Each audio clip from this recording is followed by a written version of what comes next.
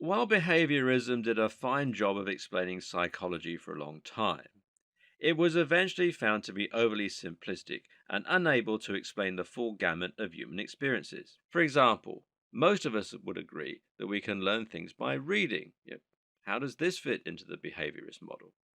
And how can you become phobic of heights without ever having fallen from a height?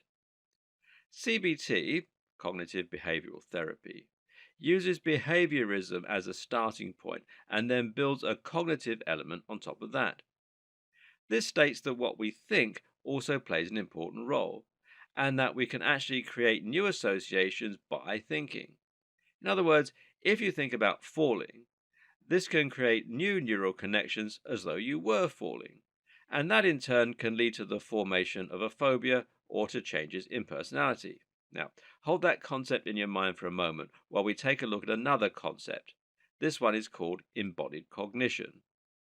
Embodied cognition is a more recent psychology theory that says all of our understanding of the world around us comes from our bodies.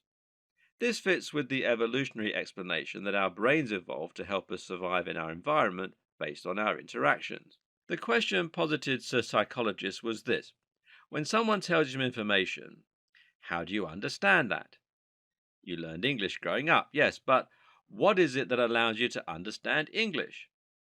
Your brain doesn't innately understand English, so you must be translating that language into something like a machine code in order to process it. For a while, psychologists made up the term mentalese in order to explain this gap. But later, a more useful theory was put forward. Embodied cognition explained that we understand language by relating it back to our understanding of the world around us. When you hear someone telling you a story about walking through a cold forest, you understand that by imagining yourself walking through a cold forest. And this causes all of those relevant neural connections to fire as you think of the implications of that, relevant memories, etc., etc. And what's actually happening here is the areas of your brain are firing as though that story was really happening to you. If you put someone under an MRI scanner while you tell them about the time you went swimming, their brain areas will light up as though they were going swimming. And this is how simply imagining something or picturing something can create associations in your brain.